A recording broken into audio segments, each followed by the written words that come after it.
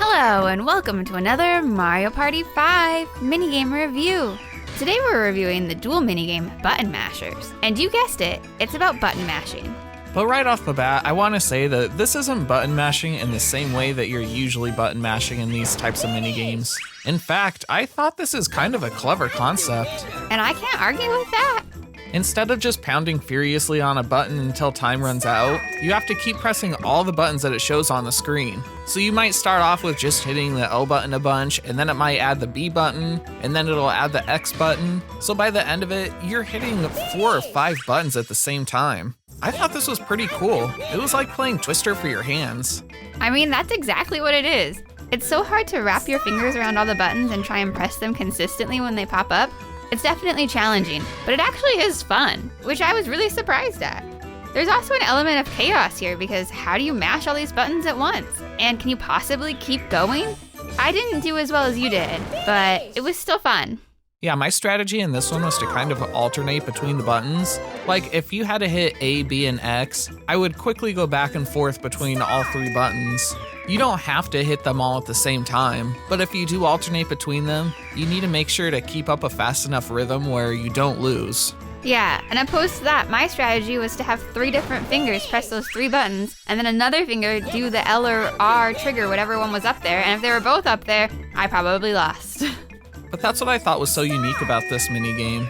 We've played other minigames in the past that have you doing regular button mashing, and we've played some minigames where you have to hit all the buttons in order as they appear on the screen, but this kind of puts them together and makes you do everything at the same time. We've never seen that before.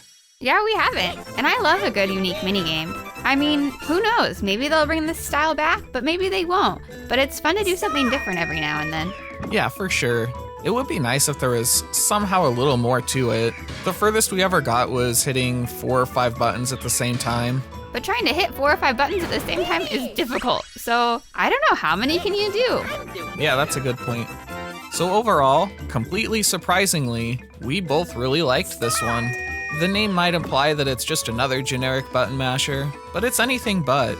It's very unique and really gives you a workout for both your hands and your mind as you try and figure out how to juggle hitting all the buttons at the same time. I wouldn't say it's perfect. There's not a ton of depth to it beyond trying to figure out how to juggle all your button presses, but you'll have a great time with this one. We're giving it 4 stars out of 5. Well, that's it for today. If you enjoyed watching, please like, subscribe, and hit the bell. And if you've done those already, thank you so much for your support. It's really nice knowing that there's other people out there as Mario Party crazed as we are. We'll be reviewing Cage In cooking next.